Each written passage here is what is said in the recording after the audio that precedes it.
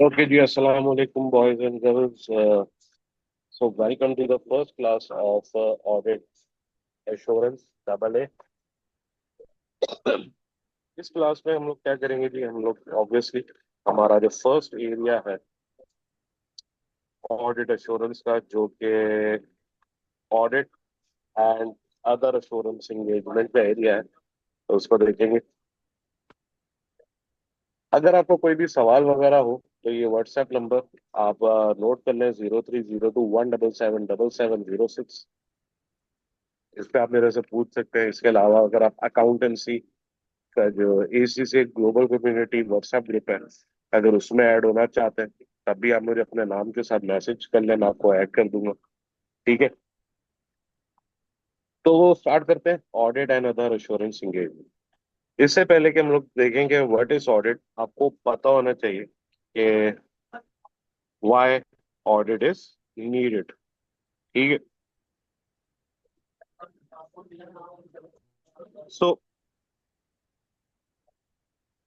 ये एक शख्स है जिसने बिजनेस स्टार्ट करा, एक सर्टेन लेवल तक बिजनेस ग्रो हुआ, उसके बाद बिजनेस की ग्रोथ रुक गई। क्यों रुक गई? फिजिकल लिमिटेशन है, मेंटल लिमिटेशन है, फाइनेंस लिमिटेशन है। तो इससे क्या कर अपने साथ पार्टनर इंक्लूड कर, पार्टनर इंक्लूड कर लिया, फिर बिजनेस एक सर्टेन लेवल तक ग्रो हुआ, फिर ग्रोथ रुक गई। अब क्या करते हैं, यहाँ पे ये कंपनी को स्टॉक एक्सचेंज में लिस्टेड करवा देते हैं। और जब स्टॉक एक्सचेंज में कंपनी लिस्टेड होती है तो जाहिर है, आपको पता है, शेयर होल्डर्स आते हैं। अब लेट से 1 जनवरी से 31 दिसंबर तक का अकाउंटिंग पीरियड, अकाउंटिंग पीरियड है। 31 दिसंबर को क्या होता है, फाइनेंशियल स्टेटमेंट्स इशू होती है। शेयर होल्डर फाइनेंशियल को देखते हैं, तो वो सवाल करते हैं कि भाई हम कैसे मान ले कि ये जो फाइनेंशियल, डायरेक्टर ने कहा भाई एब्सोल्युटली करेक्ट हो नहीं है, हो सकती, एब्सोल्युटली करेक्ट नहीं हो सकती फाइनेंशियल स्टेटमेंट में। तो शेयर होल्डर ने कहा फिर अपने आप को अपॉइंट ही क्यों किया? उसने कहा यार, जो सबर करो, ये फाइनेंशियल स्टेटमेंट है, इसके अंदर बहुत सारे एस्टिमेट्स होते हैं, जैसे कि डेप्रिसिएशन है, बैड डेट अलाउंसेस है, प्रोविजंस है, और estimates time to time change हो सकते हैं, तो हम एब्सोल्यूट एश्योरेंस नहीं दे सकते। तो फिर क्या करोगे? मतलब क्या दोगे फिर? उसने कहा, ये डायरेक्टर ने कहा कि हम आपको रीजनेबल एश्योरेंस दे सकते हैं। उससे कहा ठीक है, कैसे मान लूंगे ये फाइनेंशियल स्टेटमेंट जो है वो रीजनेबली ओके है? तो एक डायरेक्टर था, उसको पियोन जो है वो पानी पिलाने आता है। तो डायरेक्टर उससे कहता है यार गवाही दे दो मेरी, मैं कैसा बंदा हूँ। तो पियोन ने कहा यार, ये सैलरी जो है हमेशा मुझसे पहले दे देते, कैसे हम इनको जो है ये बेईमान कैसे हो सकते? शेयर होल्डर ने कहा नहीं मानते इसकी बात। दूसरा डायरेक्टर की बीवी उसको खाना देने आती है, तो अगेन शेयर होल्डर से वो गवाही दिलवाता है, वो गवाही दिलवाता है बीवी से। बीवी कहती है ये इतना शरीफ आदमी है, दूसरी औरतों की तरह कैसे डिसऑनेस्ट हो सकता है? तो शेयर होल्डर ने कहा हम इसकी भी नहीं मानते। अब डायरेक्टर जो है वो इरिटेट हो गया, कहता है भाई किसकी मानोगे? उसने कहा, शेयर होल्डर ने कहा ऐसे शख्स की जो न्यूट्रल हो, जिसके पास नॉलेज हो। नॉलेज किसकी? ऑब्वियसली आईएएस आईएफआरएस की। और इंडिपेंडेंट हो, जिसके अंदर ये तीन क्वांटिटीज होंगी, आप उसकी बात मान लेंगे। तो ऐसे में देखो किसकी लीडर आई होगी? ऑडिटर की। तो अब देखते हैं ऑडिट क्या होता है। N audit is an independent, देखो किसी चीज पे डिपेंडेंट नहीं है, इंडिपेंडेंट। क्या है? एग्जामिनेशन है, इन्वेस्टिगेशन नहीं है। एग्जामिनेशन, आप पेपर देने जाते हो, वो आपको बाहर चेक करता है, उसके बाद वो आपके ऊपर जो है वो नजर रखता है, और नजर रखता है कि यार कुछ चीटिंग वगैरह ना कर लो। ये एग्जामिनेशन है। अगर इन्वेस्टिगेशन में हो रहा है तो फिर वो ऑब्वियसली इन्वेस्टिगेशन कब होगी, जब फ्रॉड वगैरह का पता चल जाएगा, आपकी चीटिंग पकड़ी गई, फिर आपके खिलाफ इंक्वायरी कमीशन वगैरह बैठेगा, इंक्वायरीज होंगी। तो वो इन्वेस्टिगेशन होती है जो कि आप फॉरेंसिक ऑडिट पे पढ़ोगे, एडवांस ऑडिट पे, एडवांस ऑडिट एश्योरेंस है, ठीक है।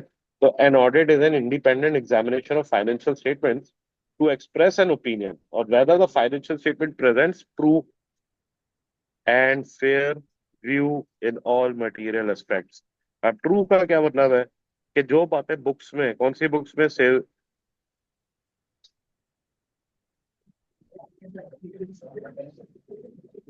All information in books are in financial statements. कौन सी books? Sales day book, purchase day book, journal ledgers वगैरह वगैरह। फेयर, फेयर का क्या मतलब है कि भाई कोई किसी किस्म की बायसनेस नहीं होगी, किसी किस्म की डिस्क्रिमिनेशन नहीं होगी।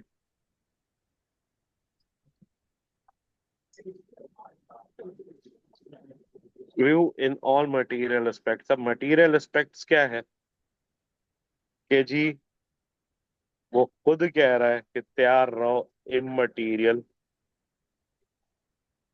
मिस स्टेटमेंट हो सकती है, ठीक है। अच्छा जी, अब यहाँ पे आप कह रहे होगे, देखो दोबारा जरा देखें, ट्रू समझ गए कि भाई जो बातें आपकी फाइनेंशियल स्टेटमेंट में आ रही है वो आपकी बुक्स में मौजूद है, सेल्स डे बुक में, परचेज डे बुक वगैरह में। फिर समझ गए आप कि जी किसी किस्म की बायसनेस ना हो, किसी किस्म की डिस्क्रिमिनेशन ना हो। अब यहाँ पे व्यू, व्यू से क्या मुराद है, किसके व्यू में भाई? ऑडिटर के व्यू में, यानी कि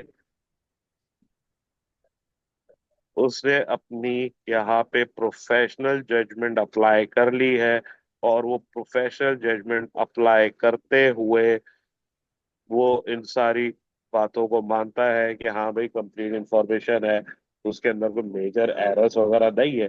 लेकिन आगे कह रहा है इन ऑल मटेरियल एस्पेक्ट्स के भाई तैयार रहो, इमटेरियल गलतियां हो सकती है। ये आपको ऑडिट की डेफिनेशन क्या है, ठीक है।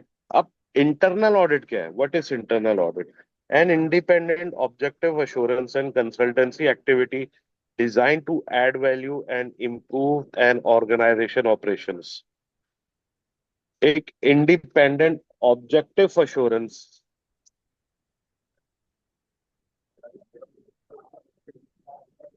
And consulting activity objective assurance है, design to add value, value addition करेगी और इम्प्रूव करेगी ऑर्गेनाइजेशन के ऑपरेशंस को, ठीक है। It helps an organisation accomplish its objective by bringing a systematic disciplined approach to evaluate and improve effectiveness of risk management, control and governance processes, ठीक है। तो भाई सबसे पहले तो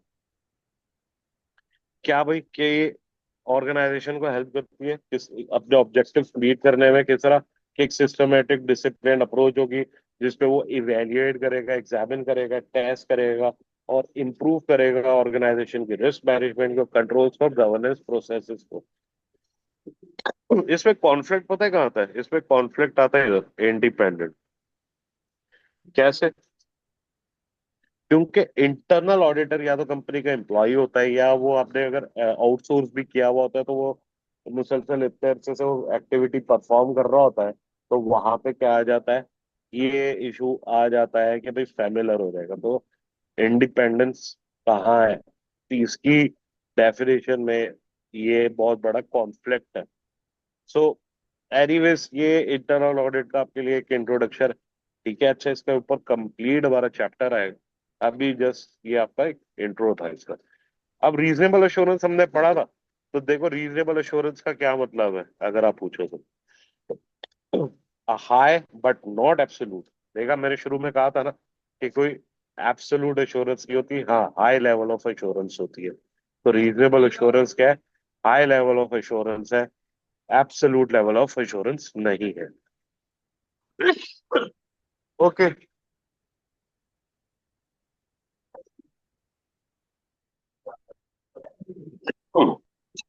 एश्योरेंस सर्विसेज क्या है?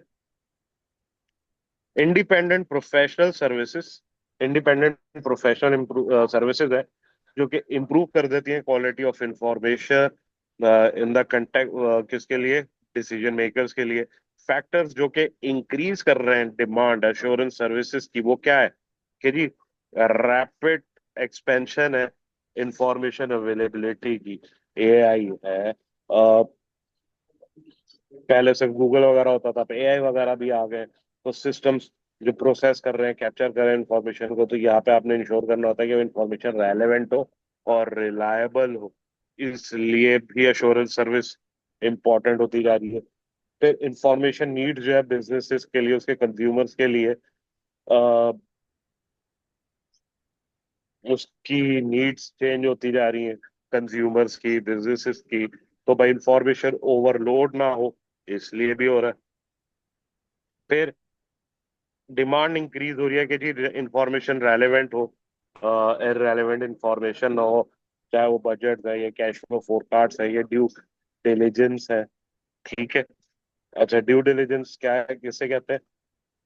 कैश फ्लो आपको पता है, फोरकास्टिंग हम लोग कर रहे हैं, बजट्स बना रहे हैं। ड्यू डिलीजेंस है कि जो आपका जो क्लाइंट है उसके बारे में पता हो कि जो वो क्लेम कर रहा है क्या वो एक्चुअल में वो ही है। इमर्जेंट टेक्नोलॉजीज आ रही है, ऑटोमेशन हो रही है डाटा में, डाटा एनालिटिक्स में, इंटरनेट में, बिजनेस प्रोसेसेस में, सप्लाई चेन में, मैनेजमेंट में, आउटसोर्सिंग में, इसलिए भी इम्पोर्टेंट है। फिर एक्सपेक्टेशंस चेंज होती जा रही है, डिमांड्स ऑफ कस्टमर डिफरेंट होती जा रही है, सप्लायर्स की, दूसरे स्टेक होल्डर्स की। For example quality control, market trends को देखना, ग्लोबलाइजेशन हो रही है, एथिकल सप्लाई चेन कोड हो, इसलिए। फिर इंक्रीज कॉर्पोरेट गवर्नेंस में अकाउंटेबिलिटी बढ़ती जा रही है, तो इसलिए ये सिनेरियोज होते हैं। मतलब एश्योरेंस सर्विसेज की डिमांड बढ़ती जा रही है। टिपिकली हमारे पास जो एश्योरेंस सर्विसेज है वो क्या है? एक है ऑडिट ऑफ फाइनेंशियल स्टेटमेंट्स, ठीक है, जिसको आप पॉजिटिव एश्योरेंस भी कहते हैं। एक है review of historical financial statement, जिसको आप नेगेटिव एश्योरेंस भी कहते हैं।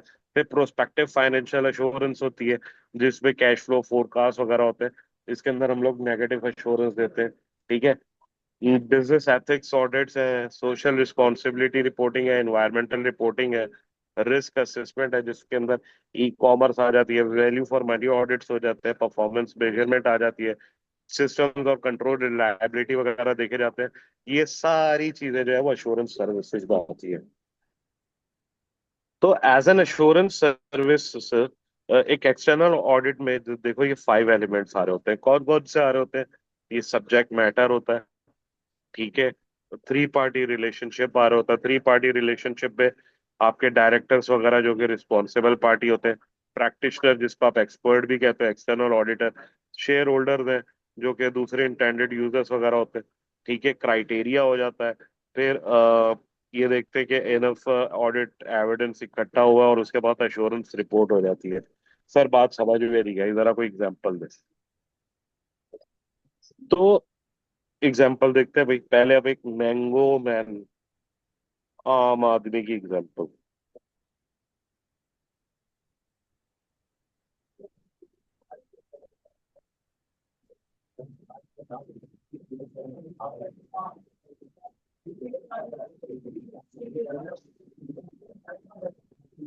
आप, ये आपको,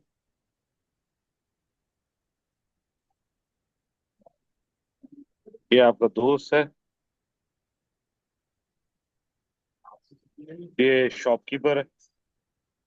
अच्छा, ये शर्ट है, ठीक है। ये शर्ट है, आप इस स्टोर पे गए, आपको ये शर्ट पसंद आई। अब ज्यादा सस्ता नहीं, नहीं तो ये फ्री डिलीवरी भिजवा दूंगा और लाजमी पहननी पड़ेगी तेरी शर्ट। एनीवेज, तो ये आपको ये शर्ट पसंद आई, आपने अपने दोस्त से पूछा कि यार ये शर्ट कैसी है, ये शर्ट कैसी है? उसने कहा बहुत महंगी है। आपने कहा भाई मुझे पैसों का मसला नहीं है, सेठ का बच्चा हो, माशाल्लाह से इसके वगैरह कर रहा हूँ, मैं तुमसे पूछ रहा हूँ in terms of quality, design,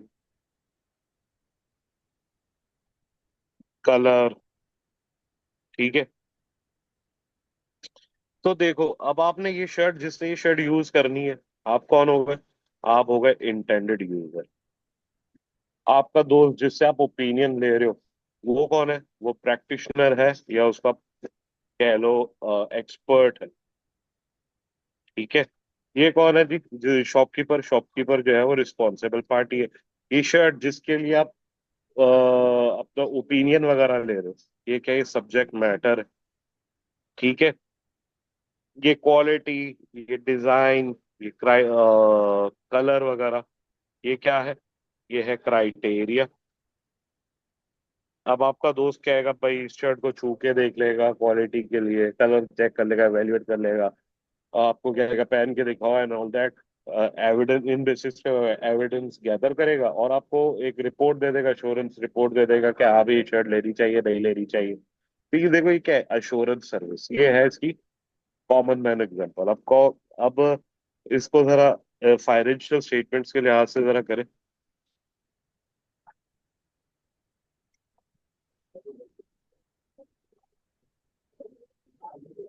तो ये फाइनेंशियल स्टेटमेंट है। ठीक है। फाइनेंशियल स्टेटमेंट क्या होगा? आपका सब्जेक्ट मैटर होगा। इंटेंडेड यूजर कौन होगा? इंटेंडेड यूजर हो जाएगा शेयर होल्डर। रिस्पॉन्सिबल पार्टी कौन हो जाएगा? डायरेक्टर। ठीक है। प्रैक्टिशनर कौन हो जाएगा? प्रैक्टिशनर या एक्सपर्ट कौन हो जाएगा? ऑडिटर। ठीक है। इसका क्राइटेरिया क्या हो जाएगा? क्राइटेरिया हो जाएगा IAS IFRS। फिर वो इसकी बेसिस पे एविडेंस वगैरह गैदर करेगा और वो क्या करेगा? वो एश्योरेंस रिपोर्ट दे देगा। तो ये है हमारी एश्योरेंस सर्विसेज या एश्योरेंस एंगेजमेंट। ठीक है। तो भाई, आई होप आपको ये क्लियर होगा। इस अगर आप समझ रहे हो कि यार फजूल सी चीज है ऑल दैट, टाइम वेस्टिंग है, बिल्कुल भी टाइम वेस्टिंग नहीं है। इसके ऊपर कई दफा यूं सवाल आ चुका है, list the 5 elements of assurance services. 5 सब्जियों के नाम, subject matter, try party relationship, criteria, evidence, assurance report. सीधा सीधा ये लिखना होता है। और यकीन करो बच्चे ये भी नहीं लिख पा रहे होते, ये नहीं बता पा रहे होते क्योंकि उनको सवाल नहीं समझ में आता। वरना ये देखो, 2 मार्क्स की भी अगर ये रिक्वायरमेंट आ रही है MCQs वगैरह में, तो ये कोई मुश्किल चीज है? नहीं ना। तो आगे बढ़ते हैं भाई। अब स्टीवर्डशिप क्या है, एजेंसी क्या है, या अकाउंटेबिलिटी क्या है, जो कि हम लोग आपका जो बिजनेस एंड टेक्नोलॉजी है, F1 का पेपर है या आपका F4 का पेपर है, कॉर्पोरेट एंड बिजनेस लॉ, वहां पे हम लोग इस चीज को देखते रहे हैं। ठीक है। तो कंपनीज, जनरली कंपनीज जो है उसको शेयर होल्डर्स ओन करते हैं। वो कौन होते हैं? ऑनर्स होते हैं। ऑनर जो है उनको आप क्या कहते हो? प्रिंसिपल। ठीक है। जो मैनेज कर रहे होते हैं डायरेक्टर्स वगैरह कंपनी को, वो कंपनी के क्या होते हैं? एजेंट्स होते हैं जिनको शेयर होल्डर्स अपॉइंट करते हैं। शेयर होल्डर जो है वो ऑडिटर को भी अपॉइंट करते हैं, अब के जी फाइनेंशियल स्टेटमेंट्स का ऑडिट करे, उसको एग्जामिन करे एज पर लॉ जो रिक्वायरमेंट होती है। और तो ऑडिटर हो गया, डायरेक्टर हो गए, शेयर होल्डर, इनके दरमियान जो रिलेशनशिप बन रहा होता है वो किस चीज का बन रहा होता है? स्टेवर्डशिप, एजेंसी और अकाउंटेबिलिटी का। स्टीवर्डशिप किसे कहते हैं? स्टीवर्ड वर्ड है रखवाला। तो जी, स्टीवर्डशिप क्या है? प्रैक्टिस है कि जी आप किसी दूसरे बंदे की प्रॉपर्टी वगैरह को जो है वो मैनेज कर रहे हो। डायरेक्टर जो है या मैनेजर जो है वो अपने शेयर होल्डर्स की प्रॉपर्टीज को मैनेज कर रहे होते हैं, उसके रखवाले होते हैं। और उसको ओन कौन करते हैं? शेयर होल्डर कर रहा होता है, वो उसको रखवाले होते हैं, उन प्रॉपर्टीज वगैरह को मैनेज कर रहे होते हैं और उनको यूज करते हुए शेयर होल्डर की वेल्थ मैक्सिमाइजेशन कर रहे होते हैं। ये है स्टीवर्डशिप का कॉन्सेप्ट। ठीक है। एजेंसी क्या है? एजेंसी क्या है? एजेंट जो है वो एक इंडिविजुअल होता है या कुछ एंटिटी होती है जिसको एम्प्लॉय किया जाता है, इसको सर्विसेज के लिए हायर किया जाता है कि जी पर्टिकुलर सर्विसेज आपने दे रही है, कि जी आपने हमारे लिए कॉन्ट्रैक्ट्स करने और हमारे लिए ये वेल्थ मैक्सिमाइजेशन करनी है। ये है एजेंसी। तो जब ये दो चीजें आती है, स्टीवर्डशिप और अकाउंटेबिलिटी, एजेंसी की पावर आपके पास आती है, तो एक और चीज आ जाती है इसके साथ फ्री में, और वो है अकाउंटेबिलिटी। कि भाई आप जो कॉन्ट्रैक्ट्स कर रहे हो, जो रिसोर्सेस यूज कर रहे हो, उसके लिए आप क्या होते हो? उसके लिए आप आंसरेबल होते हो अपने एक्शंस के लिए, कि भाई क्या चीजें यूज करी, कितने चीजें यूज करी, और कितना हमारे लिए तुमने वेल्थ मैक्सिमाइजेशन के लिए कितना अर्न करा। ठीक है।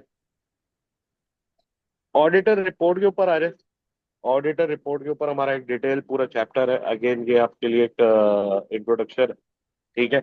ऑब्जेक्टिव क्या है ऑडिट का, कि जी इंडिपेंडेंट ऑडिटर जो है वो रीजनेबल अश्योरेंस ऑब्टेन करे कि फाइनेंशियल स्टेटमेंट जो है वो फ्री हो मटेरियल मिस स्टेटमेंट से, ड्यू टू फ्रॉड और एरर या किसी भी वजह से उसके अंदर कोई एरर वगैरह ना हो, कोई फ्रॉड वगैरह ना हो। ठीक है।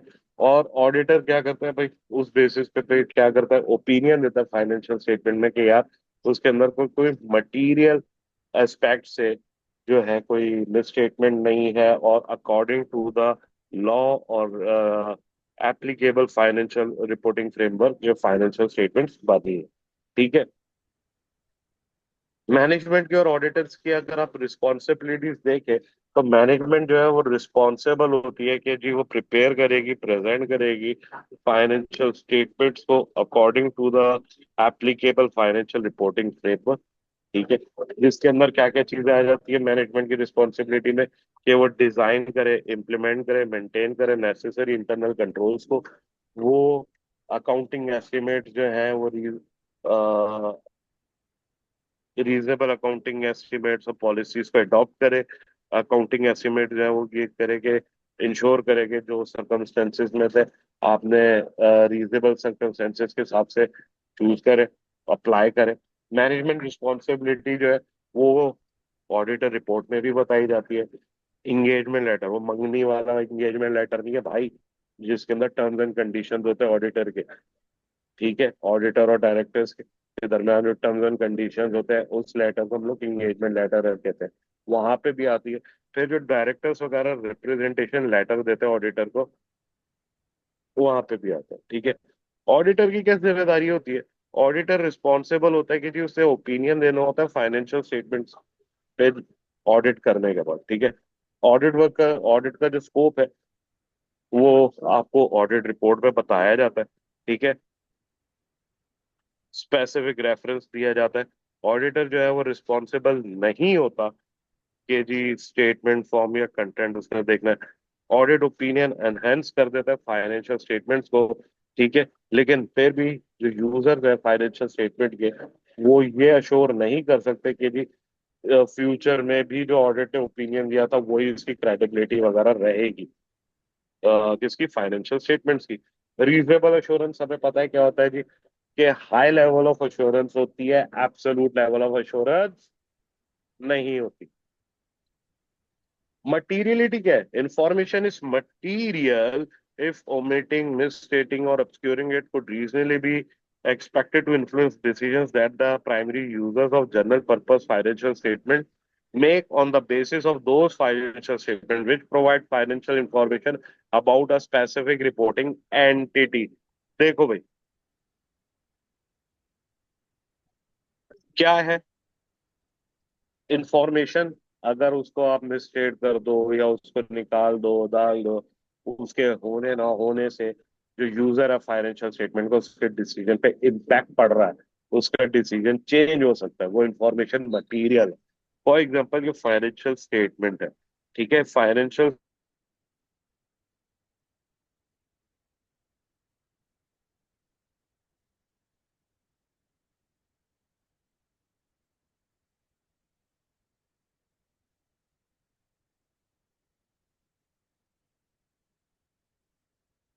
ठीक है, और अगर मैं इसको एक्सक्लूड कर दूं तो हो सकता है आपका डिसीजन हो कि जी मुझे इन्वेस्ट करना है।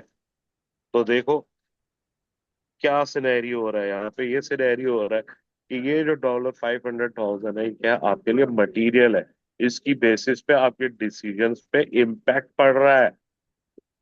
तो ऐसी इंफॉर्मेशन को आप क्या कहोगे, मटीरियल इंफॉर्मेशन। ठीक है। अच्छा जी, प्रोफेशनल जजमेंट क्या है, एप्लीकेशन है relevant training, knowledge, experience, auditing, accounting और एथिकल स्टैंडर्ड्स की, जो कि इन्फॉर्म डिसीजंस देता है, कोर्सेज ऑफ एक्शंस के जो कि अप्रोप्रिएट होते हैं। Of the audit engagement. Professional judgement जो है वो नेसेसरी होता है कि वो इंटरप्रेट करे रेलेवेंट एथिकल रिक्वायरमेंट्स को, और वो देखता है कि जी आइजा जो relevant international standards of accounting है, ऑडिटिंग है, वो अप्लाई सही कंटेक्स वगैरह में हो रहे हैं। और क्या, प्रोफेशनल जजमेंट कहाँ पे अप्लाई होती है? जब आपने रिस्क ऑफ मटेरियल मिसस्टेटमेंट को आइडेंटिफाई करना है, जब आपने ये डिटरमाइन करना होता है कि नेचर, टाइमिंग और एक्सटेंड क्या होंगे ऑडिट प्रोसेस प्रोसीजर्स के as per international standards of auditing. ठीक है। जब आपने इवेल्युएट करना होता है कि sufficient appropriate audit evidence obtain हुए या नहीं हुए। ठीक है। अच्छा जी। और उसके बाद जब आपने कंक्लूजन्स वगैरह देने होते हैं, वहां पे भी आपको प्रोफेशनल जजमेंट अप्लाई करनी होती है। ठीक है। अब प्रोफेशनल स्केप्टिसिज्म क्या है? प्रोफेशनल स्केप्टिसिज्म कह लो an attitude that includes the questioning mind, being alert to conditions which may indicate possible misstatement and critical assessment of evidence। भाई देखो, जो सामने वाला है ना तो आपने उसको शरीफ समझना है, ना आपने उसको बेईमान समझना है, ना ही आपने उसको फरिश्ता समझना है, ना ही आपने उसको शैतान समझना है। आपने अलर्ट रहना है, आपका क्वेश्चनिंग माइंड होना चाहिए रिलेटेड टू डिफरेंट कंडीशंस के। यार कुछ भी हो सकता है।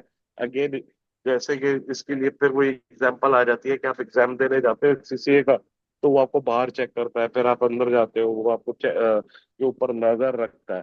वो आपको ना फरिश्ता समझ रहा है, ना वो आपको शैतान समझ रहा है। अगर हम आपको फरिश्ता समझ ले, फिर तो मजे ही मजे, मजे ही मजे। और अगर आपको वो शैतान समझ ले, हर 5 मिनट में आके चेकिंग करेगा, पेपर करके दिखा दो फिर, है कि नहीं? तो इसी तरह ऑडिटर ने भी क्वेश्चनिंग माइंड के साथ चलना, तो इसे कहते हैं प्रोफेशनल स्केप्टिसिज्म। ठीक है। ट्रू एंड फेयर व्यू हम लोग ऑलरेडी देख चुके। ठीक है। True and fair view exactly उसकी जो डेफिनेशन है, कोई डिफाइन नहीं है एजाज में। ट्रू का मतलब मैं आपको ऑलरेडी बता चुका हूँ। ठीक है। फैक्चुअल एक्यूरेसी देख रहे होते हैं कि यार सारी इंफॉर्मेशन जो होनी चाहिए थी वो है। फेयरनेस में है कि जी कोई बायस ऐसा हो, कोई डिस्क्रिमिनेशन ना हो। प्रोफेशनल जजमेंट की डिग्री ऑफ इंस्पेक्शन देख रहे होते हैं, क्या इम्पैक्ट पड़ रहा है ऑल दैट। ठीक है। हम लोग ऑलरेडी इस पर बात कर चुके हैं। ऑडिट साइकिल देखो क्या होता है। पहले टर्म्स एंड कंडीशंस पे एग्री कर रहे होते हैं। ठीक है। वहां से आगे बढ़े, फिर अंडरस्टैंडिंग लेते हैं एंटिटी की और उसकी कंट्रोल इन्वायरमेंट की। फिर आगे बढ़ते हैं, ऑडिट प्लान होता है। फिर असेस करते हैं इंटरनल कंट्रोल के रिस्क को। फिर टेस्ट ऑफ कंट्रोल के इफेक्टिवनेस को टेस्ट करते हैं, कंट्रोल्स के इफेक्टिवनेस को टेस्ट करते हैं। फिर सब्सटेंसिव प्रोसीजर्स अप्लाई होते हैं बैलेंसेस पे, ट्रांजेक्शन पे, डिस्क्लोजर्स पे।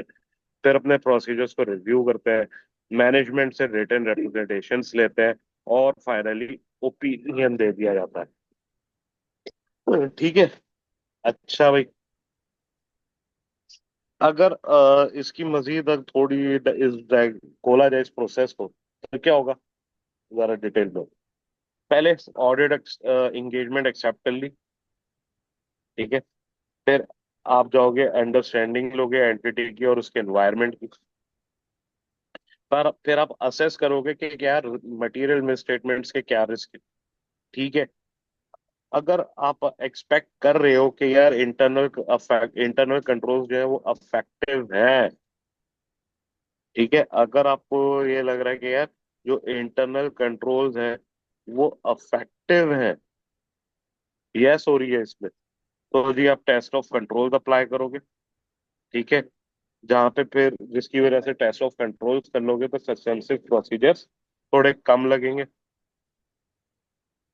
फिर आप फाइनल रिव्यू करोगे और ऑडिटर रिपोर्ट दे दोगे। ठीक है।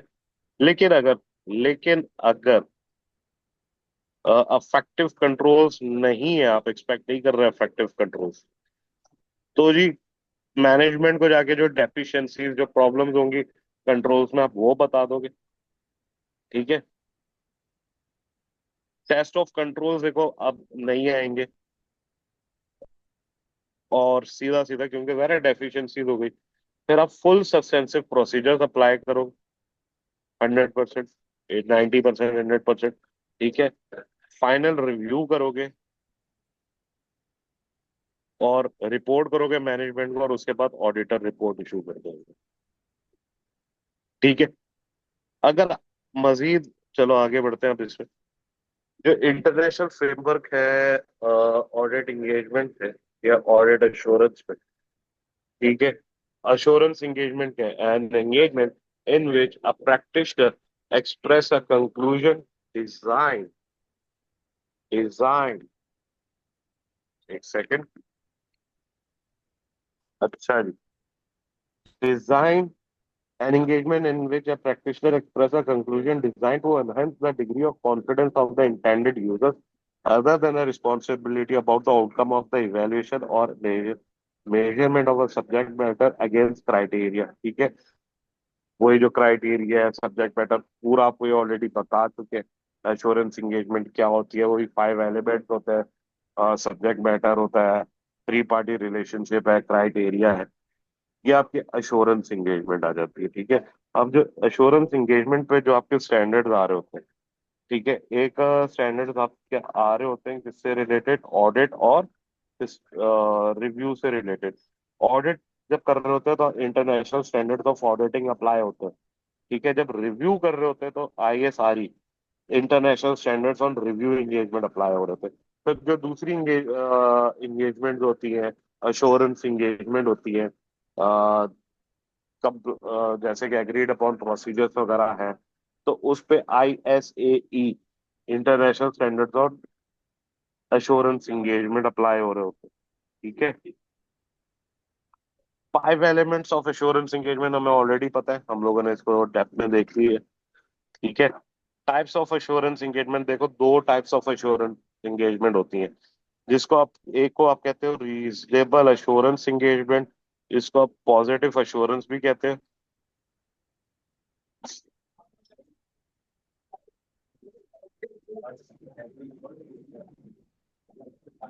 इसको आप ऑडिट भी कहते हो, ठीक है। अच्छा, अब इसको पॉजिटिव एश्योरेंस और ऑडिट क्यों कहा जाता है? रीजन है, देखो ऑडिट जो है वो डिटेल्ड प्रोसीजर्स होते हैं। इसके अंदर टेस्ट ऑफ कंट्रोल्स भी आ रहे हैं, इसके अंदर सस्टेंसिव प्रोसीजर्स भी आ रहे हैं, इसके अंदर एनालिटिकल प्रोसीजर्स भी आ रहे हैं। तो ये है, वर्म्स आएंगी, पूरा डेप्थ में जाने वाला, ठीक है। और जब हम लोग इसके ऊपर ओपिनियन दे रहे होते हैं, जब हम लोग इसके ऊपर ओपिनियन दे रहे होते हैं, तो इसकी वर्डिंग भी बहुत इस तरह होती है कि base on our audit this financial statement presents true and fair view in all material aspects,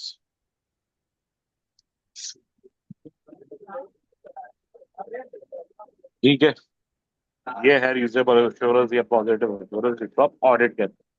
फिर एक है limited assurance engagement. Limited assurance engagement को हम लोग जो है वो क्या कह रहे होते हैं,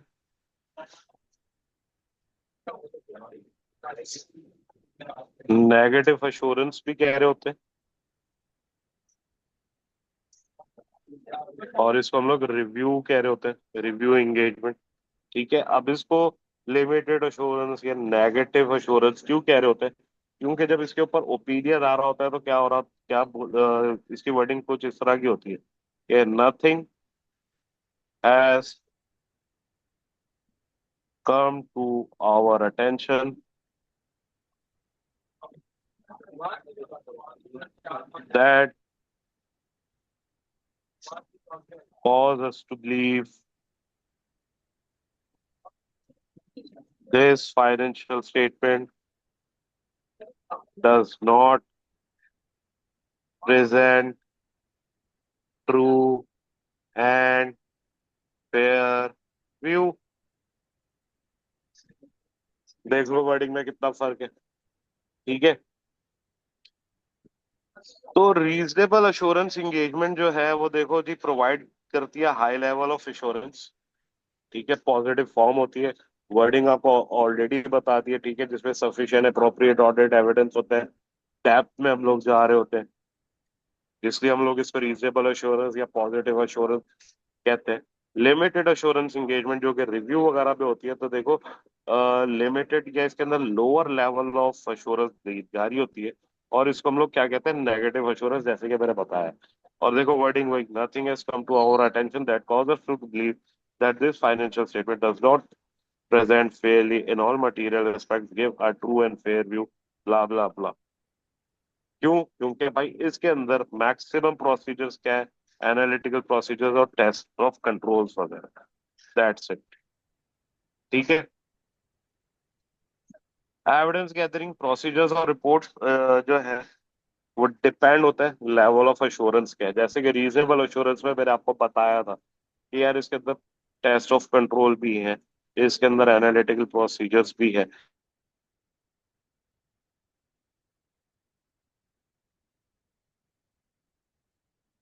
क्रेडिट अश्योरेंस में बहुत लिमिटेड होता है, क्या हो जाते हैं भाई, एनालिटिकल प्रोसीजर्स आ जाते हैं और टेस्ट ऑफ कंट्रोल आ जाते हैं, दैट्स इट। इसलिए इसको नेगेटिव अश्योरेंस कहा जाता है, क्योंकि बहुत लिमिटेड काम हो रहा होता है। ये है बर्ड्स आई व्यू, चीजों को बस ऊपर ऊपर से देख लेना। ठीक है। सो आई होप ये एरिया क्लियर होगा आपको। और जो भी आपका फीडबैक हो काइंडली जरूर शेयर करना। यहीं तक रखते हैं, नेक्स्ट क्लास में फिर मुलाकात करेंगे। अभी हम लोग नेक्स्ट लेसन में इसके एमसीक्यूज प्रैक्टिस करेंगे, ठीक है।